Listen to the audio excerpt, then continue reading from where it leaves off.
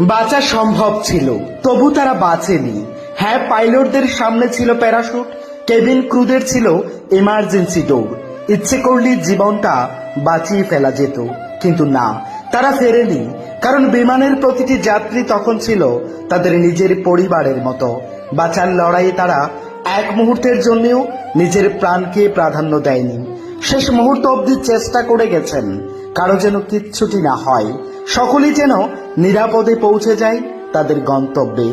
বিমানের ভেতর তখন আতঙ্ক আর প্রার্থনার কান্না মিশে গিয়েছিল একসাথে। একজন মা তার শিশুকে বুকে জড়িয়ে রেখেছিলেন শক্ত করে। এক দম্পতি একে অপরের হাত ধরে চুপচাপ অপেক্ষা করছিলেন শেষটুকুর জন্য। এক যুবক যার ব্যাগে ছিল সারা জীবনের সঞ্চয়, লন্ডনে শুরু হওয়ার কথা ছিল এক নতুন জীবনের।